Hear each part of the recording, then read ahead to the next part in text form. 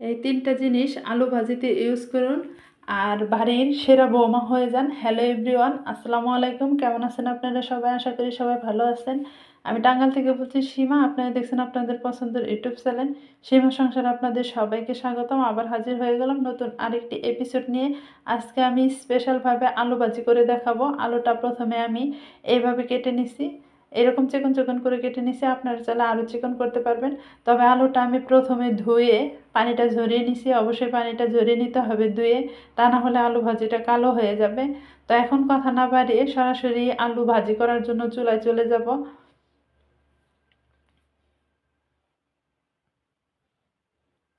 এই তো রান্নার তেল দিয়ে নিলাম কড়াইতে।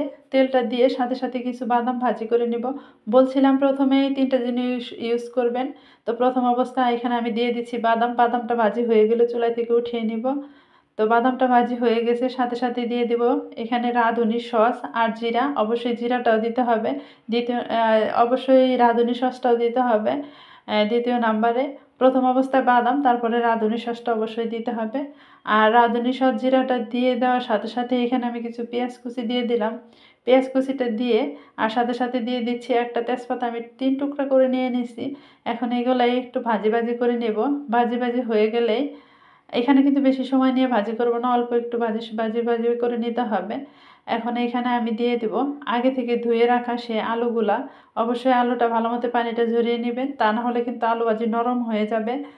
তো দিয়ে দিলাম আলুটা দিয়ে দেওয়ার সাথে সাথেই আমি একটু নেড়ে চেড়ে পেঁয়াজটার সাথে মিক্সড করে নেব, তা না হলে জিরা আর রাঁধুনি সসগুলো পুড়ে যেতে পারে।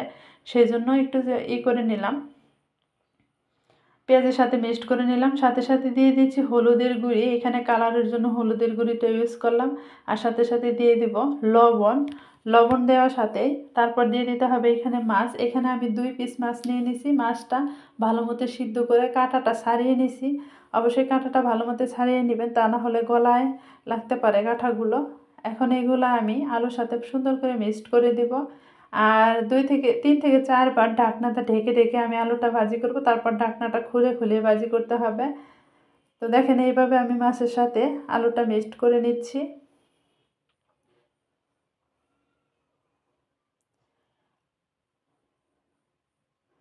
এই তো এইভাবে মিক্সড করে নিয়ে এখন আমি ঢাকনাটা ঢেকে তারপর ভাজি করে নেব। 3 থেকে 4 বার এইভাবে ঢাকনাটা ঢেকে ঢেকে ভাজি করব। আর দেখেন এরকমভাবে ভাজি করতে করতে কালারটা কত সুন্দরভাবে চলে এসেছে। আজকে বলছি যে স্পেশালভাবে একটু ভাজিটা করে দেখাবো। এক একদিন এক একভাবে ভাজি করি, তবে আজকে একটু ভিন্নভাবে আপনাদের সাথে আলু ভাজিটা শেয়ার করছি। প্রথমে যে বাদামটা আমি ভেজে নিছি, এই বাদামটা যদি এইভাবে ভেজে নেন তাহলে দেখবেন যে আলুর থেকে দারুণ একটা স্মেল চলে আসবে। আর রাঁধুনি সসটাও 2য় নাম্বারে দিবেন। 3য় নাম্বারে মাছটা অবশ্যই ইউজ করবেন। এই 3টা জিনিস ইউজ করেন, আলু ভাজিটা দেখবেন যে সবার চেয়ে সেরা ভাজি হবে।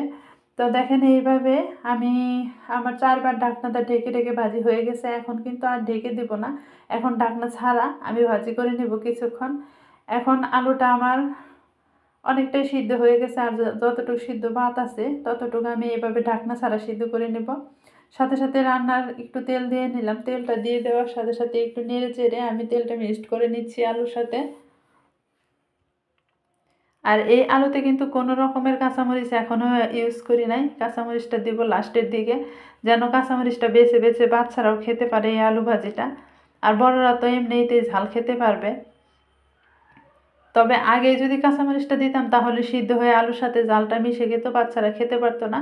সেই জন্য এই টেকনিকটা যাদের ঘরে বাচ্চা আছে তারা ব্যবহার করবেন, দেখবেন যে বাচ্চারাও খেতে পারবে বড়দের খাবার।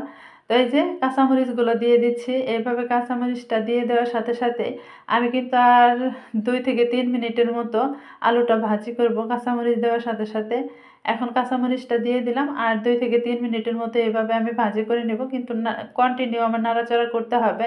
এখন যেহেতু হয়ে আসছে আলু ভাজিটা, সেজন্য কন্টিনিউ নেড়ে চেড়ে নিব। তো ফাইনালি আমার আলু ভাজিটা হয়ে গেছে। আর দেখেন কীরকম কালার চলে এসেছে। কাঁচামরিচটা লাস্টে দেওয়ার কারণে মরিচটা একটু সবুজ সবুজ লাগবে। আবার বাচ্চারা যদি চায়, বাচ্চাটা এই কাঁচামরিচটা ফেলে দিয়ে খেতে পারবে। আর সাথে সাথে এই যে কিছু বাদামগুলোও দিয়ে দিলাম, যে বাদামগুলো আমি আগে থেকে ভেজে রেখে দিয়েছিলাম। আর এইভাবে বাদামটা দিলে বেশি ভালো লাগে। তো সবাই বাদামটা দেখে দেখে নিতে পারবে প্লেটে। তো ভিডিওটা ভালো লাগলে অবশ্যই কিন্তু সাবস্ক্রাইব করবেন, আমার চ্যানেলের সাথেই থাকবেন।